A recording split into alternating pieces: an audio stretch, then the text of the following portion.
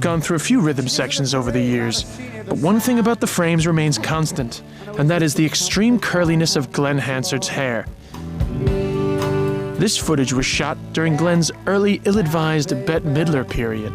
There's one thing you should know before you go. Baby, there is one thing you should know.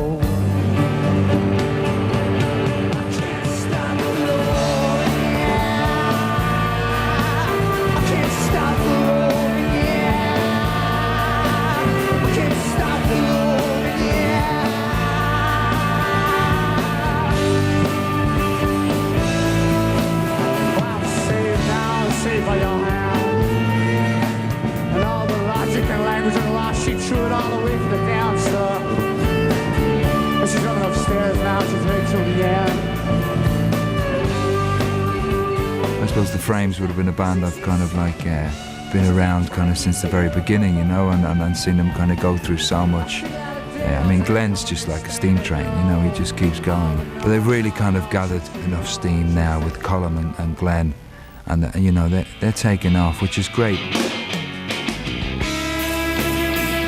By the time the Frames made it to the late 1995, Glenn's crusty dreadlocks were gone, but his songwriting had blossomed. Here they are playing a tune widely regarded as one of their best. My simple slant, this broken chant, my humble faith, my revelate. I remember going to Frames gigs, you know, the first sort of Frames gigs when the commitments were sort of coming out and the band was kicking off, and I would have went to every one religiously when I was home, you know, we all would have went. But I mean, the Frames gigs now are very different from the Frames gigs then, because I mean, the Frames fans are fundamentalists and they are so loyal to the band, and there's no room for his mates up the front. There's these young men and young women, and they're full of, you know, energy and angst, and it's just like, get out of the way. We know you're his mate. One of them said to me, we know you're his mate, we know you didn't cue, get out of the way. So I wasn't even, because he does like, you know. So I was like, oh God, I'm far too old for this, you know, getting a hot flush.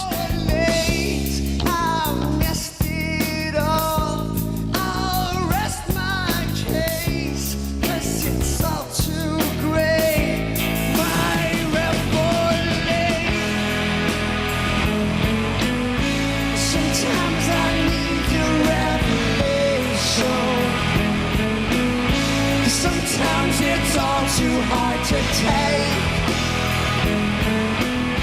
Sometimes I need a rest. Yes, indeed. The devotion of Frames fans has become legendary, but not everyone shares their wide-eyed fervour. I went to see them on one of those sellout shows in Vicar Street they were doing, and it was unreal. It was like people worshipping at an altar. At one stage, a girl came on and handed the fiddle player a keyboard, and then she got down on her knees beside him. I left after that, went next door and saw some superb karaoke.